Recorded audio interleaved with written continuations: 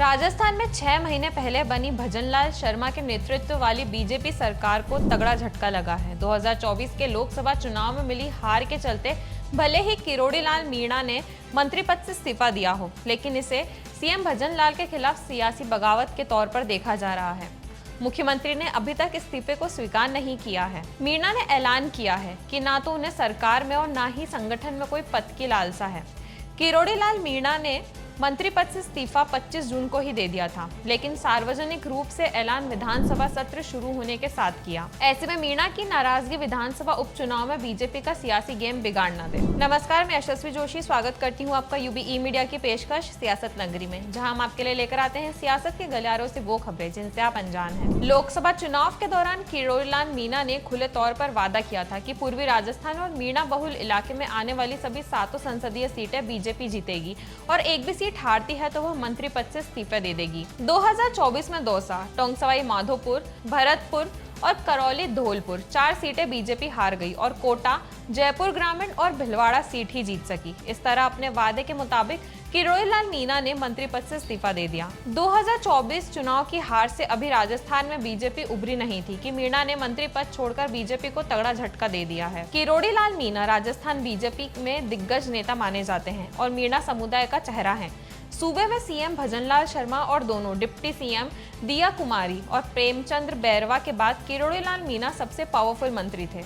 3 बार से सांसद और 6ठी बार विधायक मीणा का अपना सियासी कद है, जिन्हें राजस्थान सरकार में 4 मंत्री पद दिए गए थे।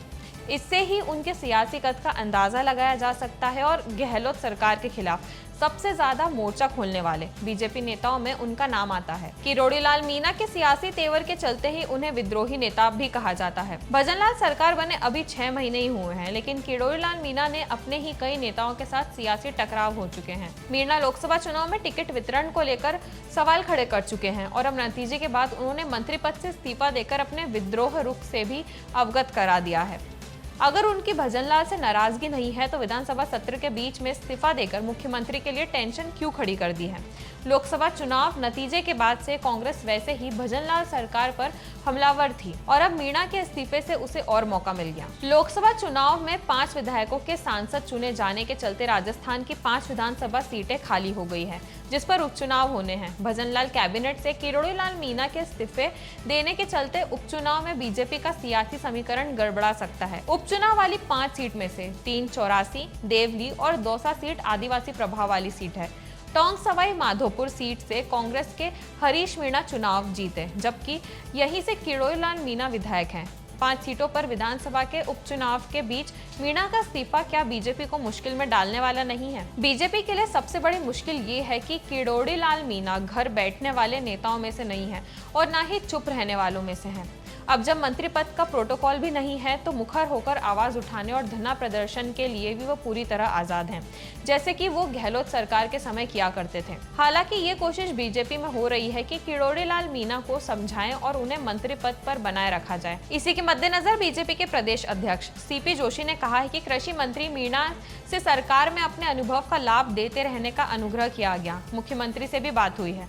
हमारी कोशिश है कि वे मंत्री बने रहें। विधानसभा की 5 सीटों पर होने वाले उपचुनाव के चलते मीणा के इस्तीफे का मंजूर होना मुश्किल है। इसके पीछे सियासी गणित ये भी है कि मीणा समाज के सबसे बड़े नेता किरोड़ी लाल मीणा है और उपचुनाव में मीणा वोट की भूमिका अहम है। लोकसभा चुनाव में मिली हार के बाद बीजेपी उपचुनाव में किसी तरह का कोई राजनीतिक रिस्क नहीं लेना चाहेगी, इसलिए बीजेपी उन्हें साथ कर अपने साथ फिलहाल रखना चाहती है, जिसके चलते मुख्यमंत्री भजनलाल शर्मा ने अभी तक उनके इस्तीफे को स्वीकार नहीं किया है। तो यह थी हमारी आज की एक खास रिपोर्ट और आपको यह कैसी लगी अपने विचार हमसे जरूर साझा करें। वीडियो पसंद आए तो इसे लाइक और शेयर करें, साथ ही चैनल को सब्सक्राइब जरूर करें। सियासत नगरी आपके लिए लाता रहेगा ऐसी ही सियासती खबरें। तब तक के लिए धन्यवाद।